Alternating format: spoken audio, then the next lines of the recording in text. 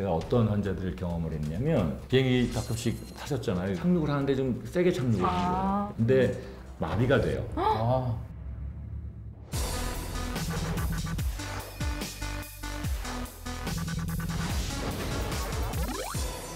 안녕하세요. 헬스조선의 이금숙 의학전문기자입니다. 안녕하세요. 의사 출신 기자 동아일보 이진한 의학전문기자입니다.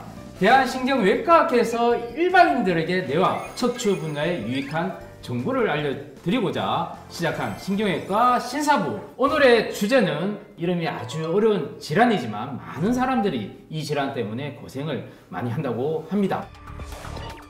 경추 후종인대 골화증. 경추 후종인대 골화증, 쉽게 말하면 목 디스크의 협착증과 비슷하다고 들었는데요. 네. 정확하게 어떤 질병인가요? 인대 이름인 후종인대, 그게 뼈처럼 딱딱해진다 해서 골화가 된다는 골화증, 그걸 묶어서 후종인대 골화증 이렇게 이제 얘기를 합니다. 신경과 몸통뼈의 사이에 얇은 인대가 골격의 이제 형태를 이렇게 가지런하게 맞춰주기 위해서 사실은 굉장히 얇아서 비늘처럼 얇아져 있는 그런 형태의 인대인데 이게 두꺼워지면서 뼈 쪽을 누르지는 않고 신경 쪽으로 누르게 되기 때문에 그게 신경을 누르는 협착증의 원인이 될 수 있습니다. 그러면 이 경추 후종인대 골화증 얼마나 흔한 질환인가요? 예전에 제가 이제 전공의 때거나 뭐 학생 때는 굉장히 드문 병으로 저희들이 알고 공부를 했어요. 근데 평균 수명이 길어졌죠. 건강하게 오래 경제적인 그 능력을 유지하고 있는 상황이 되기 때문에 나이 드신 분들도 많이 검사를 하게 돼요. 그래서 우리가 생각했던 것보다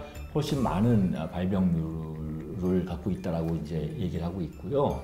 특히 한국, 일본, 중국에서 비교적 흔히 보고되고 있어서 일본에서 기술되고 체계적으로 연구된 그런 질환군이다 이렇게 얘기할 수 있습니다. 후종인대 골화증, 이게 원인만 알면 치료가 하기 쉽지 않겠습니까? 그러게요. 거기에서 이미 병의 어려운 점이 있어요. 아까 말씀드렸던 것처럼 극동아시아에서 흔히 발생한다. 이런 이유 때문에 서양 사람들이 하지 않는 식습관 뭘 것 같아요? 쌀이 되겠죠. 그래서 초기에는 이게 쌀이 원인이지 않을까라는 연구도 사실은 있었습니다. 근데 이제 그거는 중요하지 않다는 보고도 사실 있고 이제 원인을 여러 가지로 해석하고 있는데 아직은 잘 모른다는 거예요. 다만 인종적인 차이가 있는 걸 봐서는 유전적인 요소가 있다. 또 어떤 보고들이 있냐면 후종인대 골화증이 있는 집안에서 더 많이 발견된다. 그러니까 부모가 있으면 한 25% 정도의 확률로 자식에게 있을 수 있다. 그렇다면은 경추 후종인대 골화증 어떤 때 의심을 해야 되는지, 의심 증상. 그게 인대가 딱딱해지면서 두께가 두꺼워지면 신경을 누르는 그런 증상이 나타나기 시작하거든요. 후종인대 골화증은 두꺼워지면 워낙에 있던 위치가 한 가운데이기 때문에 척수신경, 큰 신경에 이제 영향을 미치기가 쉬워요. 그래서 뭐 손이 저리다, 손 움직이는 게 좀 어둔해졌다, 젓가락질하는 게 불편하거나 이런 볼펜을 쓰거나 글씨 쓰는 게 좀 불편해졌다고 얘기들 하시죠. 또 걷는 게 좀 부자연스러워졌다. 이런 단계에 접어들면 사실은 꽤 진전돼 있는 협착증의 증상이 됩니다. 큰 신경을 누른다고 하니까 목 디스크보다 더 중한 질병 같은데 좀 빨리 발견해서 치료해야 되지 않을까요? 어떤가요? 그럼요. 제가 어떤 환자들을 경험을 했냐면 비행기 가끔씩 타셨잖아요. 요즘에 코로나 때문에 못하고 있지만 착륙을 하는데 좀 세게 착륙을 하는 거예요. 사실은 나머지 승객들은 아무런 문제가 없어요. 그냥 착륙하면서 놀라는 정도였다고 합니다. 근데 그 한 분이 아무런 증상이 없었는데 착륙하는 과정에서 마비가 돼요. 팔다리가 마비가 되신 그런 60대 중반의 그 남자분이 계셨어요. 어떻게 되셨어요? 수술했죠. 수술했는데 후유증이 좀 남으신 그런. 그 원인이 후종인대 골화증이었나요? 그렇죠. 협착증이 있었는데 원인이 후종인대 골화증이 그때서야 발견됐던 환자거든요. 지금까지 아무런 증상이 없다가. 그렇죠. 그래서 목이 좀 뻣뻣한 느낌이 있는 사람들, 목의 움직임의 각도가 좀 적은 사람들은 후종인대 골화증을 검사를 하실 필요가 사실은 있습니다. 경추 후종인대 골화증 어떻게 진단하고 또 치료하는지. 지금 보시는 사진이 MRI 사진이에요. 근데 뒤쪽에 이제 신경이 지나가는 공간이 있는데 뭐가 하나 검은 음역이 신경을 누르고 있는 음역이 있죠.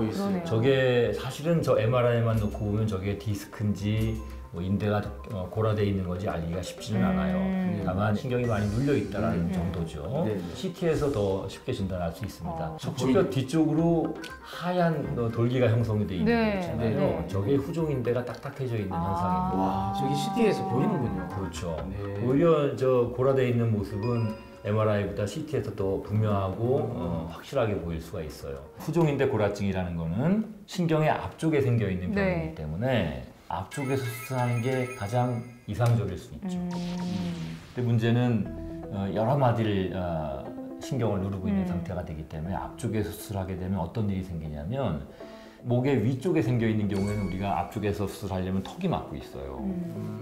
아래쪽에 여러 마디의 이제 후종인대가 누르고 있는 경우에는 그거를 제거하기 위해서는 여러 마디의 뼈를 같이 절개를 해야지 후종인대를 네. 만날 수가 있거든요. 큰 수술이네요. 수술이 크죠. 그리고 또 한 가지는 그걸 제거하고 나면 관절을 다 고정시켜야 된다는 문제가 생기잖아요. 네. 그러면 수술은 잘 됐는데 목을 움직이지 못하는 그런 후유증이 생길 수가 있어서 네. 불가피한 경우가 아니면 네. 여러 가지 면에서 뒤쪽으로 하는 게 더 유리할 수 있어요. 네. 후종인대 고라증 그 병은 제거를 다 하진 못하지만 신경이 지나가는 공간을 좀 넓혀주는 형태의 후공 성형술이나 후공 절제술이나 예. 뒤쪽에서 하는 게 더 안전한 선택일 수도 있습니다. 어떻게 이런 어려운 수술의 결과, 수술 결과는 어떻습니까? 일반적인 다른 경추에 생기는 병에 비해서 위험 요소가 분명히 있는 수술입니다. 네. 그래서 경험이 많은 그 병원이나 그 의사를 찾아가서 수술하는 게 굉장히 중요할 수 있겠고요. 신경의 기능을 모니터하는 장비들, 네. 또 수술하는 부위의 위치를 정확하게 감별할 수 있는 그런 장비들, 네. 그런 것들이 구성이 돼 있고 준비가 돼 있는 병원에서 수술하는 게 좋을 것 같아요. 대한신경외과학회에서 야심차게 준비한 신경외과 신사부, 다음 주에도 대한민국 신경외과 최고 명의를 모시고 알찬 정보와 함께 돌아오도록 하겠습니다. 구독과 좋아요는 진단과 치료는 신경외과 의사가 책임지겠습니다. 남원 닥터는 김사부 신경외과는 신사부 다음 주에 뵙겠습니다. 감사합니다.